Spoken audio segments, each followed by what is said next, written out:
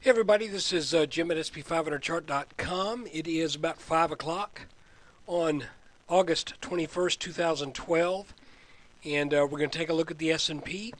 Before we do so, I need to remind you, as always, and I hate to take up your time with this again, but the website and the video are for educational purposes only. Nothing stated at the site or in this video is intended to be used as investment advice. I can draw lines on charts, but you have to draw your own conclusions from your own research, and you need to make investment decisions that are suitable for your personal financial situation. I'm not a licensed financial professional, just a guy that draws lines on charts. So let's look. Well, we're looking at a 30-minute chart, and I want to show you where we closed in relation to where I've been drawing this upper line on what I have still feel is something of a wedge kind of pattern. It is not extremely well formed. You got a couple different interpretations, and to be honest with you, none of the bottoms and none of the peaks are really lining up just right. So that makes this something of a challenge. Okay, you can clearly see that after early morning strength, where the market topped out, at least for the day, around, let's call it 1426 and change. All of that was given back plus about 5 points. So, you know, and that happened very near that little gray line that kind of bisects. Actually, I'm going to go to a 2-day chart. That gray line bisects some of these technically significant areas going way back to 2009. So it's almost like this is our last ditch panic support line for the past 3.5 years, and this is our tops line for the past 3.5 years.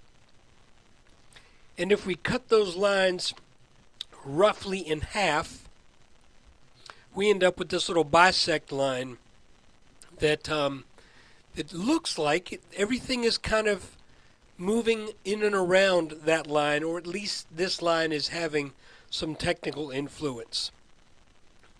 Let's go back to a 10-minute chart. You can see that yesterday I mentioned that this might be an inverted head and shoulders pattern, and if it panned out that way, that I was expecting a move to at least actually a little higher than 1422, which the market gave us this morning without benefit of a right shoulder in this pattern. I don't know how. I can't really call this an inverted head and shoulders pattern now. Because it didn't make that right shoulder, which is a necessary feature for a head and shoulders pattern. You can also see that if we look at our little extended midpoint line that we have here in light blue, well, it just vanished. Let me make that come back. There we have it when I switch to a 15-minute chart. This line right here, again, since this looked like it was something of a wedge pattern, I snapped that line in here. It's not quite as clear a picture as the other one, but that is where we got our little bounce today, as well as that top line that kind of was defining our tops for the last 2 months or so. So, where are we in relation to some of the major features? Well, today we closed underneath this past spring's high of 1422.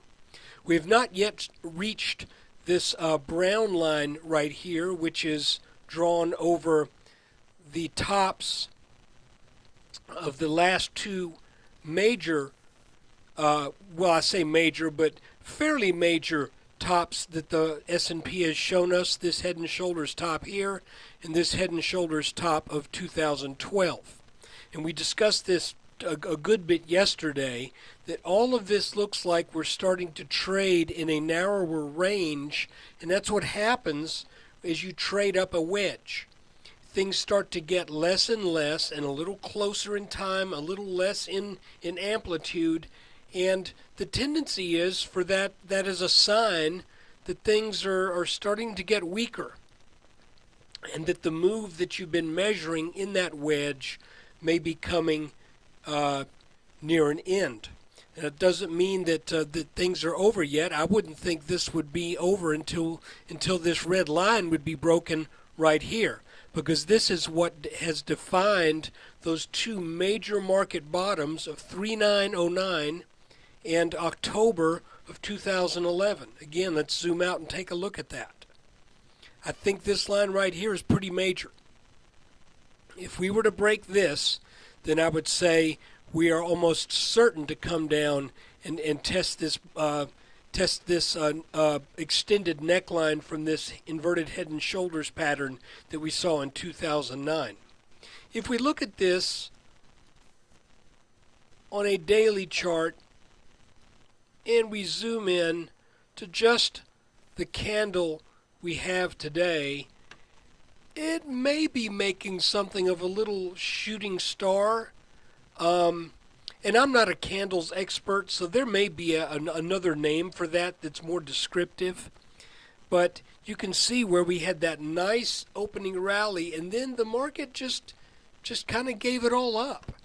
And the interesting thing is, sometimes you get these little bearish-looking candlestick patterns, but they don't really play out to be that bearish because you need that second day as confirmation with the candlestick pattern. And one reason I would say it would be wise to wait for a little confirmation on this is because we did pull back to an area where we would expect some support. In favor of the bearish implication of this is the fact that we just plowed right through what had been an area of resistance that had broken. You see this little area right here, right around, where are we? About 1418. That was giving resistance for a while. Once it broke, you would expect that you would expect a bounce at that level. There was absolutely none. Just came right back down. Additionally, here's that neckline that we've been talking about, and again, it could be here or it could be there. It's hard to know for sure exactly within a 0.1% or even 0.2%. It's hard to know at this point exactly where this line should be. But where we have been drawing it, the market just plowed right back down through it. So my advice would be to watch futures, see what happens overnight, and if this red line breaks down here, as we have been calling for quite a while, for at least the past week to week and a half, this line right here, it used to be blue, but I've made it red so that we can distinguish it from some of the other lines that we're looking at here. If this line breaks, and we're not that far from it, then I would expect that would be the beginning of a down leg. So let's keep our eyes on this and see what happens tomorrow. So really, guys, again, we had a little bit of a sign of toppiness here, and since again we're very close to where I would expect some resistance up around 1442, 1443. As I mentioned yesterday, I'm not excited about being long in this market right now. I would be much more excited if we were to see some strong selling for a few days to take us down to an area where we could expect some support. Right now, it looks like we're just kind of extended and moving up, and I'm kind of waiting for things to head in the other direction before making any new commitments. So guys, that is it for August 21st. And I just want to mention again, we're not really looking at anything in the chart that we can have a reasonable expectation for any kind of target. We haven't had that for a little while. We had it on an inverted head and shoulders pattern. We knew that we should be looking. Well, heck, let me just go back to it for a second. We knew a while back that we should be looking for something up in the 1390, 1392 region. We knew to look for that.